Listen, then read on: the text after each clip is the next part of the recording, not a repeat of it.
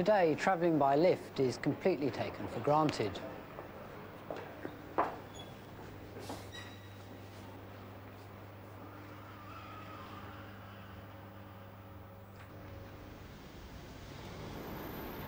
The experience, though, of travelling at high speed in a completely sealed box, propelled up and down by invisible machinery, and often uncomfortably close to complete strangers, can still be quite unsettling.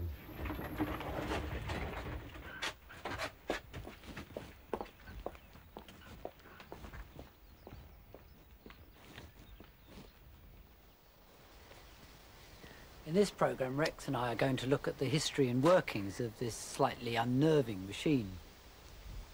The basic idea of a lift is extremely simple. You just need a rope and a pulley. Right, Sam, right now!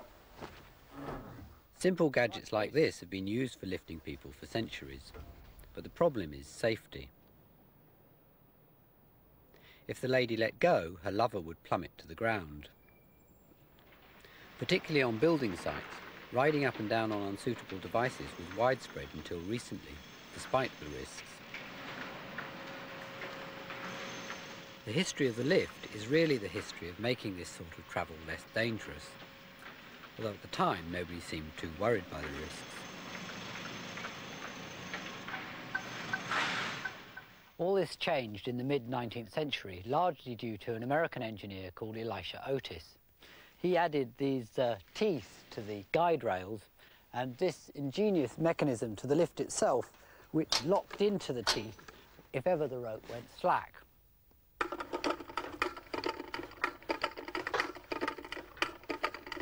Otis's idea was that if the person pulling the rope let go, or if the rope broke, that the lift would automatically lock and wouldn't fall. To prove its safety, he took it to the Great Exhibition in New York in 1853 and performed daily demonstrations.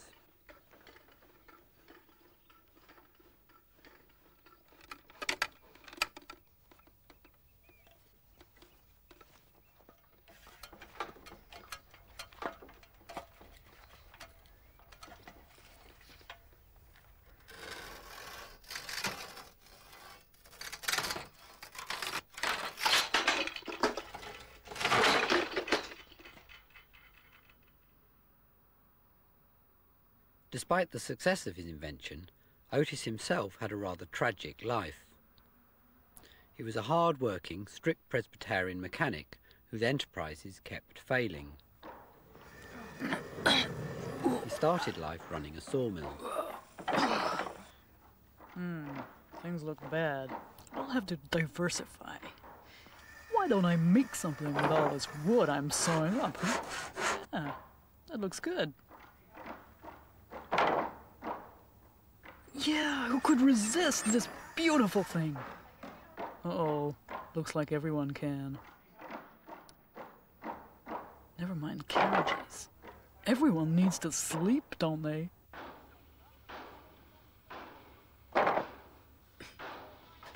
And I'll build one of those little contraptions to lower the bedsteads down to ground level. Hey, mister, you want to buy a bed? Forget the bed, buddy. Can you make me one of those elevating contraptions? It looks very safe. Otis's first commission resulted from an accident at a nearby factory where a primitive lift had killed 2 men. He never lived to see the success of his lifts, dying of diphtheria while his company was still deeply in debt. Diversification will be the death of me. Otis's first lifts were all built to carry freight, but in 1856 a department store called E.V. Horvath commissioned a passenger lift advertised as a vertical railway.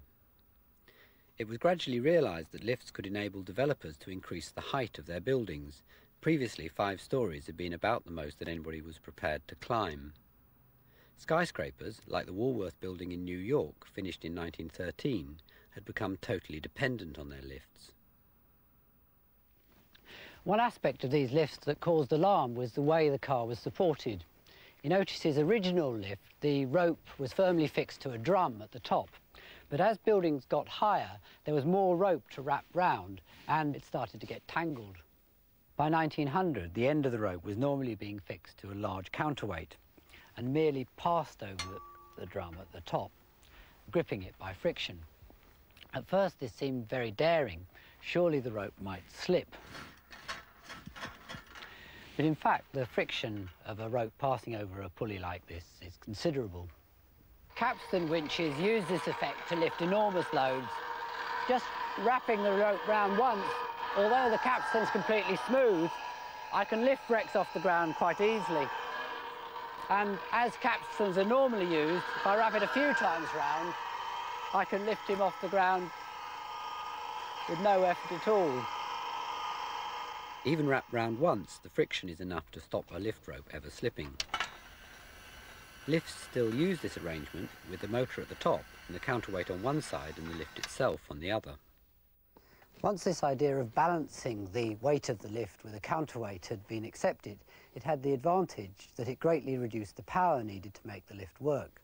I've added an extra 4 stone to balance my weight with Rex's exactly, and we should now be able to go up and down quite effortlessly.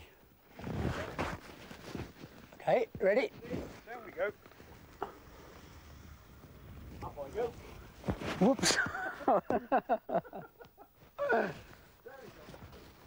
Whoops. You're going to hang on this time.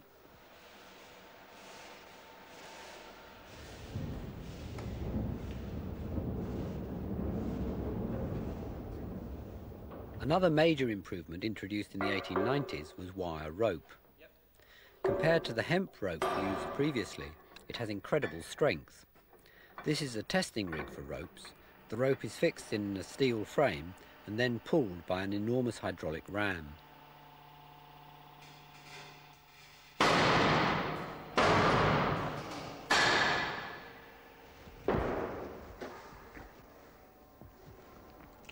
This rope broke at a load of 124 tons. That's equivalent to supporting nearly 2,000 people.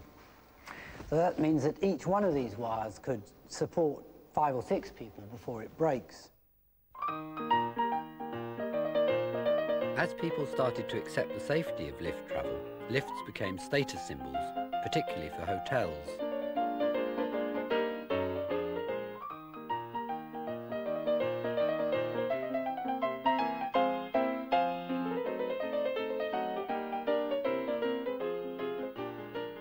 The basic design of lifts has changed little in the last 80 years, and it's been realised they're an extraordinarily safe form of transport. It's actually statistically safer travelling by lift than climbing the stairs. This lift is supported by 7 ropes sharing the weight, and each one of them is capable of carrying the whole lift by itself. Even if they did all break, there's yet another safety device called the governor. If this rotates just 10% too fast, this disc starts to come out and catches this switch, turning off all the electrics. If it goes slightly faster still, this whole disc locks up completely. This pulls in wedges under the car, jamming it against the guide rails. The modern equivalent of Otis's safety. This is the lift motor. It's connected via a brake and a gearbox to the pulley drum and the cables. If all the electric fails, it's still just about possible to move the lift by hand. So it's always possible to haul any passengers trapped inside to safety.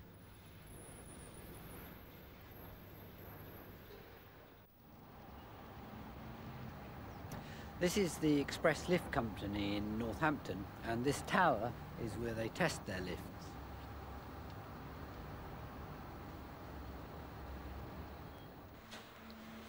As buildings got higher, there was a demand for lifts to travel faster. This motor powers a high-speed lift that travels the whole height of the tower. Speeding up a lift is quite simple. The motor is just connected directly to the pulleys without any gears in between to slow it down. High-speed lifts were first used on the Woolworth building in 1913, and they've changed very little ever since. The only limitation on speed is comfort, which depends mainly on the car's acceleration. If I stand on some weighing scales as I go down, my normal weight's about 10 stone, my apparent weight should drop. Yeah, there it goes. Sort of instant dieting. If the acceleration was any greater, I would feel I'd left my stomach behind. And then when it stops accelerating, my weight goes back to normal. And finally, when we get to the bottom and it decelerates, my apparent weight should increase, sort of literally weighing me down. Yeah, there it goes.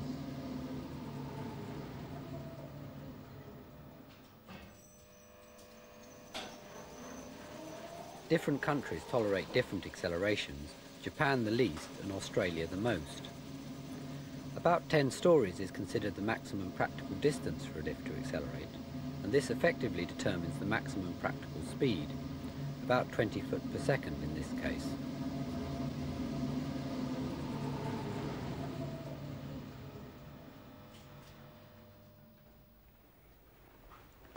Although the mechanical design of lifts has changed little in the last 80 years, they did used to look rather different.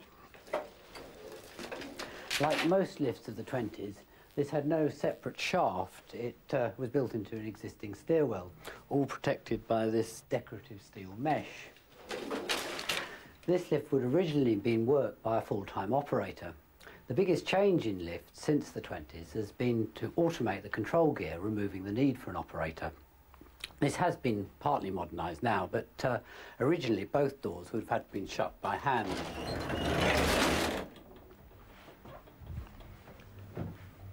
Without an operator, it was easy to forget to close the doors when you left the lift, and then the caretaker would have to climb up and shut them before the lift would work again.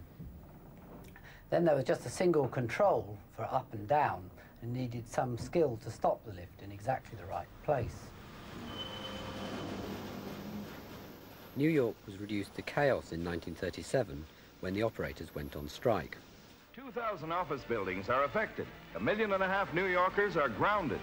The strikers object to a raised hourly pay rate, but a reduced work week. Result, less take-home pay. A few inventive geniuses find ways to have business almost as usual. But for the most perpendicular city in the world, an elevator strike is no laughing matter. How would you like to walk up from way down there? The key to automation was really the sensors. Some are simple switches. This is a giant model of a micro switch. It just switches these contacts on and off. This is their actual size. This one's being used to stop the lift car from hitting the top. Some sensors work without touching anything.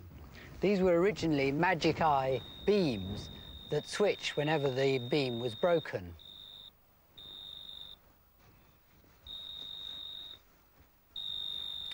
But today you don't usually see these because they work with infrared. This is a modern sensor. The light comes out of one side and is picked up on the other side. So when it's pointed at a mirror, it switches just as before when the beam is interrupted. Well, sensors like this are amazingly versatile. I used one last year to detect the difference between the head of a coin and the tail. I simply polished the head so it reflected the beam, but I didn't polish the tail.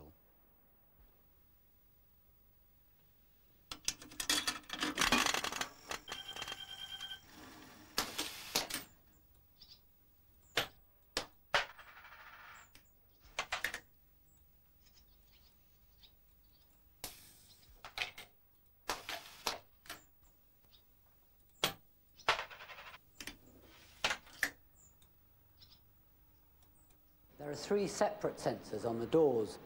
There's a beam across them. There's a touch-sensitive strip all down the edges. And then there's an extra sensor that checks if nothing gets squashed too hard in the middle. The doors are actually worked by a motor that sits on top of the car in there. I open this up.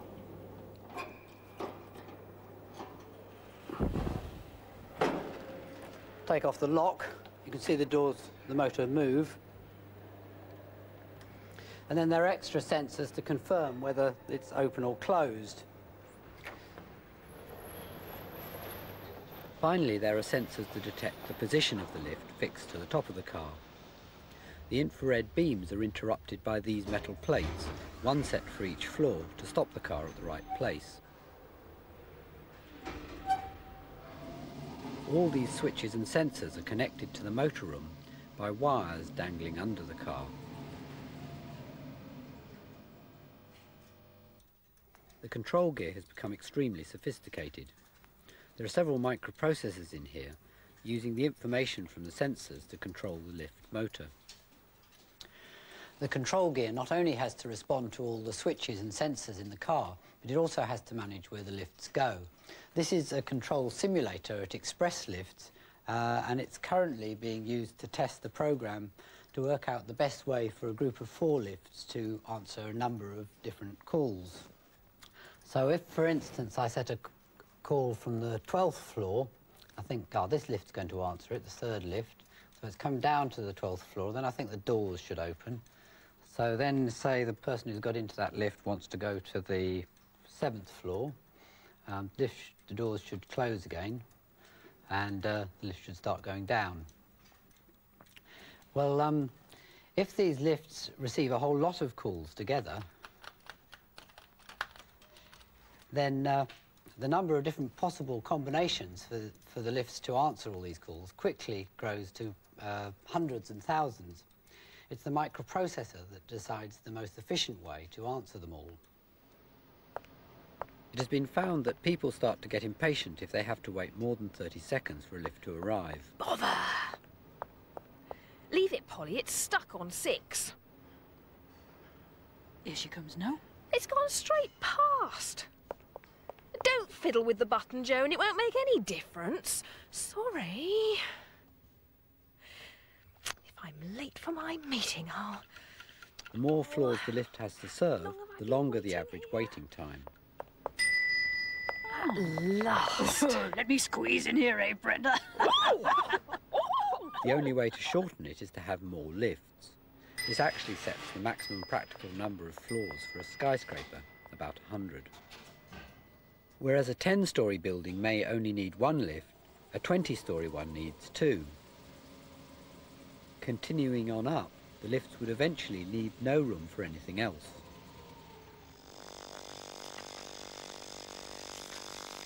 Although modern lift controls have become more and more sophisticated, mechanically they're becoming much simpler and cheaper by using hydraulic power. They become much safer, like the device I'm standing on, which is merely a piston tight-fitting in a tube, and the hydraulic pressure pushes them apart, lifting me up.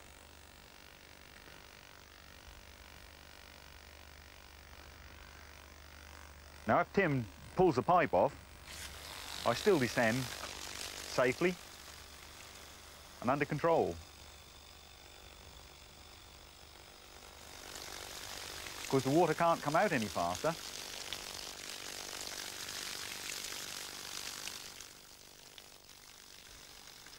To make it even safer, Tim has now fitted a pressure release valve. This still lifts me okay, but if Tim hangs on me, it limits it, so there's no way you can overload the device.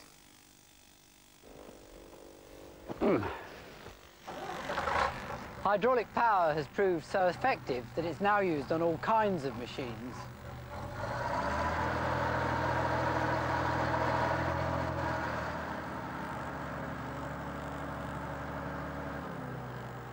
Hydraulic-powered lifts are nothing new.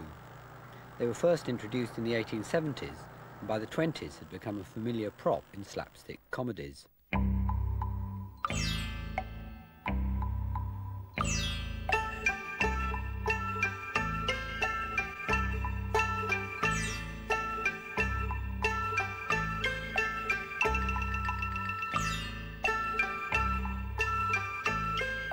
The lever simply opens a valve to let the water in and push the piston up. Hydraulic lifts needed no electricity, working directly from the mains water supply. Modern hydraulic lifts use oil instead of water, which keeps everything lubricated. There's a reservoir in the basement and the oil comes through this pipe and it's fed into this enormous ram that goes 80 feet down into the ground. 6 stories is about the maximum for a single ram, and this sort of lift uses more power than a conventional lift because there's no counterweight to balance the load. But they're cheaper to build, easier to maintain, and they're considered so safe they don't even have to be fitted with safeties on the car.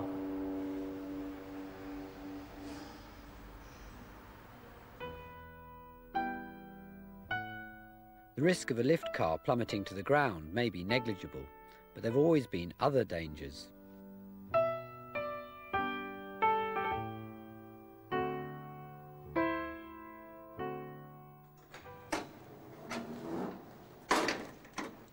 One of the main reasons for people falling into lift shafts was while trying to escape from cars stuck between floors. Modern lifts have extra precautions to prevent this. They have this extension underneath, or toe guard, to fill the gap. People also used to fall into the shaft after escaping through the hatch in the roof. Modern lifts no longer have a hatch anywhere because it's been realised that people are actually much safer trapped inside. But these safety regulations do make lifts much more claustrophobic. In fact, they're sort of sensory deprivation chambers. The only clue you've got where you are is the indicators.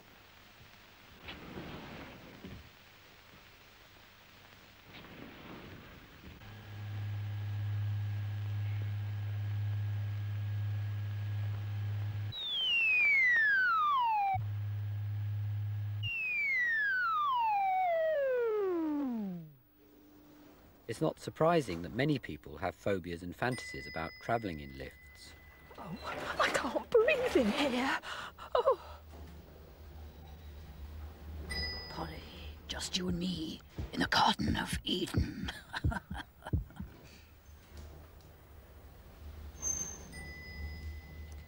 Why has it stopped? This inefficiency drives me round the bend. I refuse to be stuck in here. Let me out! Let me out!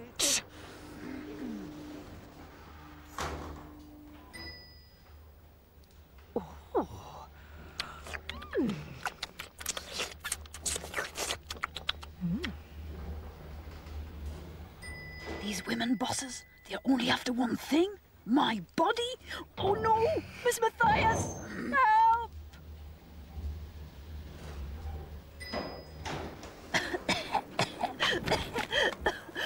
Oh, my hero. So what's wrong with dreaming? Perhaps Mr. Otis's original lift did have its advantages. You could always see exactly where you were and look up at the safety for extra reassurance.